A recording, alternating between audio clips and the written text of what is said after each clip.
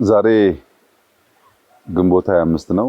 ትናንት በሀገር አቀፍ ደረጃ መላ ህዝባችን በሚያስደንቅ ትጋትና ብርታት የዲሞክራሲ ስርዓት ኢትዮጵያ ውስጥ ለማነጽ ለመገንባት እስከ እኩለ ሌሊት ከዛም በላይ እስከ 9 ሰዓት ድረስ በዚያ ሁሉ ፈታኝ ሁኔታ ውስጥ እምቢኝ ብሎ ስርዓቱን ለመገንባት ቁርጠኝነት አሳይቶ ሲመርጥ የዋለበት ያመሸበት ያደረበት ማለት ይቻላል እለት ነበረ።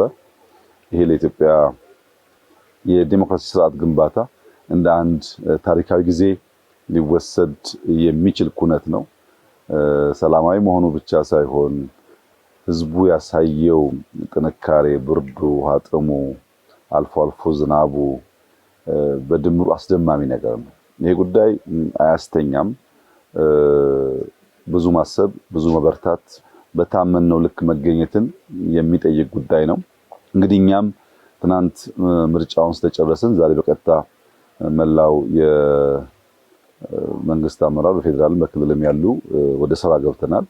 ወደ ስራ እንድንገሰግስ እንድንፈጥን ያደረገን አንዱ ዋነኛ ምክንያት በዚህ ዓመት ኢትዮጵያ ያቀደችው እድገት 10.2% ወይም ከአፍሪካ ቀዳሚውን እድገት ለማረጋገጥ ነው። ይህ እድገት የሚረጋገጠው ደግሞ የሚባክን ጊዜ ከሌለ ነው። አሁን የቀረን 1 ወር ከ5 ቀን ነው። ሰኔ 30 የዚህ ዓመት የበጀት ስራ የሚከናወንበት የሚጠናቀቅበት ጊዜ ነውና ያ ጊዜ እንዳያልፍብን ፈጥነን ወደ ስራ ለመግባት ሁላችንም በዚህ ስፍራ እንገኛለን።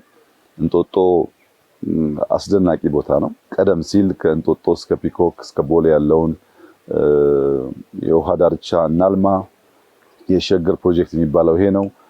በወክዌይ አክሰስ ሮድ ከግል ባለሀብቶች ጋር በመተባበር በጣም በርካታ ቡና መሸጫ፣ ሬስቶራንቶች፣ የተለያዩ የንግድ መገበያያ ስፍራዎችን ለመስራት ጥረት ሲደረግ ቆይቷል። ዛሬ ያየነው 9.6 ኪሎ ሜትር ነው። ከእንጦጦ ቁስቋም አካባቢ ጀምሮ እስከ ቀጨኔ ያለው ለማመን ይከብዳል።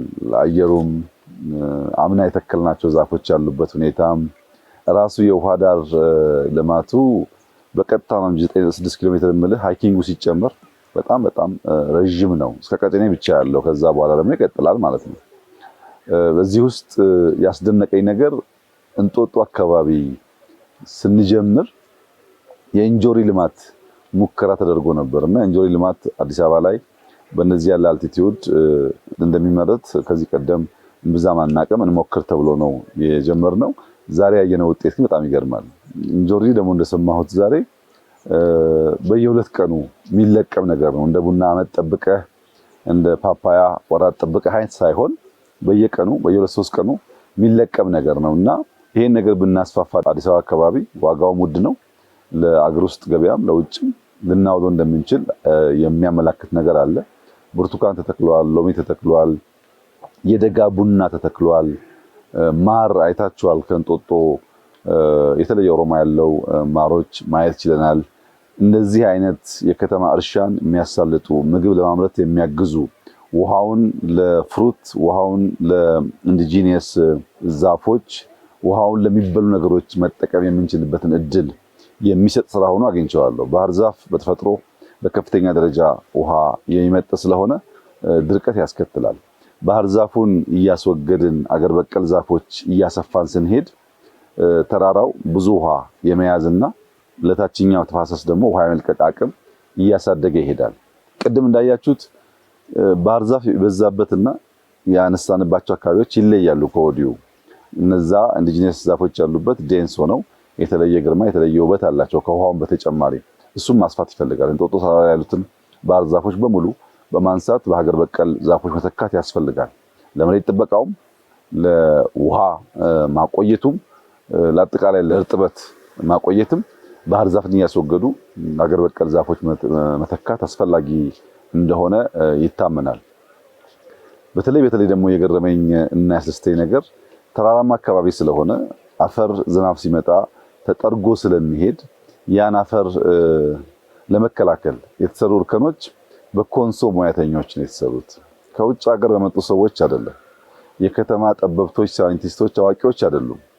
በገጠር ያለው የሀገራችን ነዋሪ ለከተማም አስተዋጽኦ ማድረግ የሚችለው ዕውቀት ብቃት እንዳለ ያየሁበት ነው።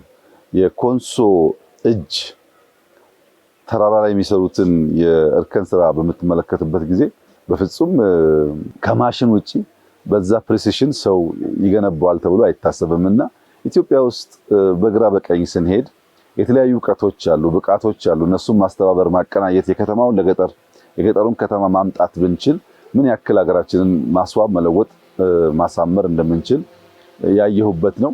የሪቨርሳይድ ፕሮጀክት ብዙ ጊዜ የተናገርንለት አስፈላጊነቱን የገለጥነው ጉዳይ ቢሆንም ዛሬ ግን አንተም እኔም ስናየው እንደዚህ ያለው ስራ ለኢትዮጵያ ምን ያክል አስፈላጊ ምን ያክል አስደማሚ ስራ እንደሆነ ማየት ችያለሁ።